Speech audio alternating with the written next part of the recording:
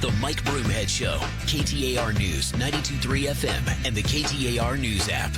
And thanks for being here. Education and behavior is something we talk about quite often. There has been a rift between some parents, not all, some parents and school boards because of the laws and rules in place. I shouldn't say laws, rules in place about masks and distancing in closed schools for a long time. And what data is now showing us as we look further and further down the road, just to be clear, is that, first of all, people under the age of 20, children especially, are a lot less likely than anybody else on the planet by far from having a serious reaction having COVID-19.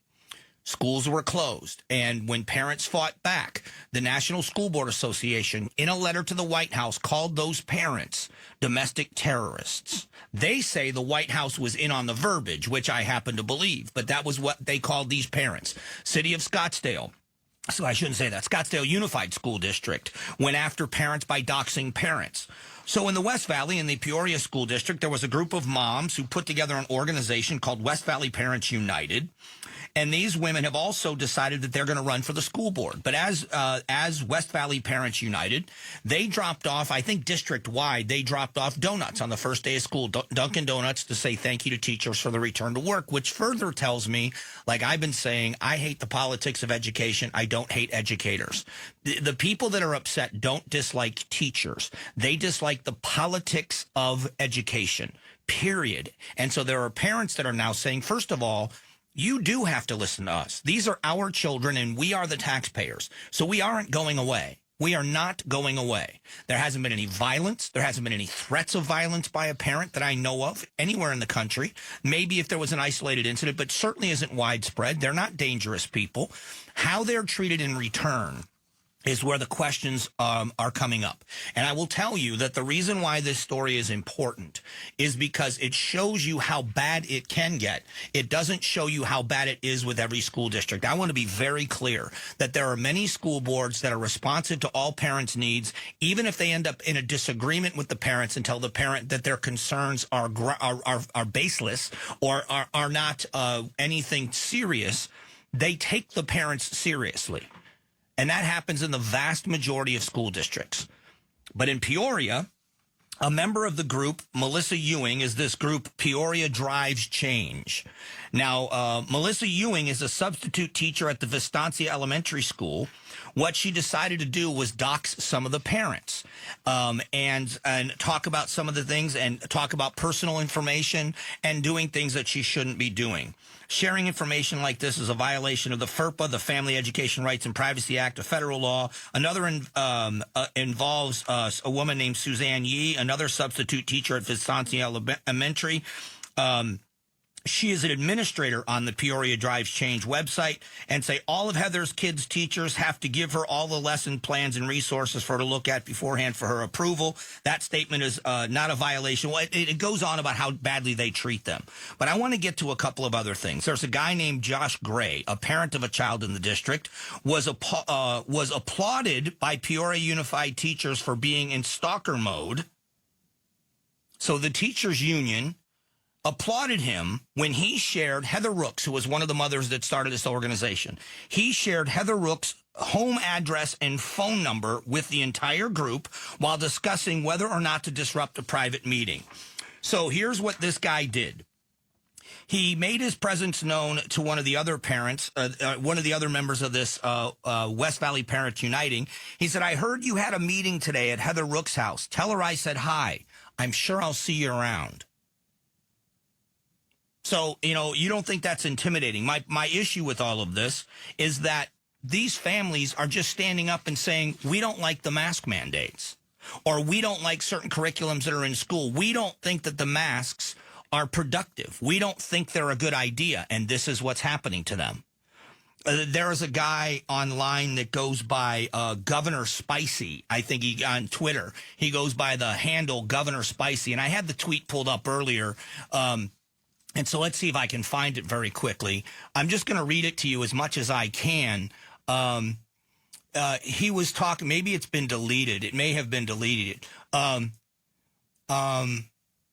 So he comes after me. Hey, buddy, Governor Spicy came after me. He said, hey, whatever, at Broomhead, hey, Dusty F., Heard you talking smack, but he didn't use the word smack. I'm from the South Side, MFers. Get it right.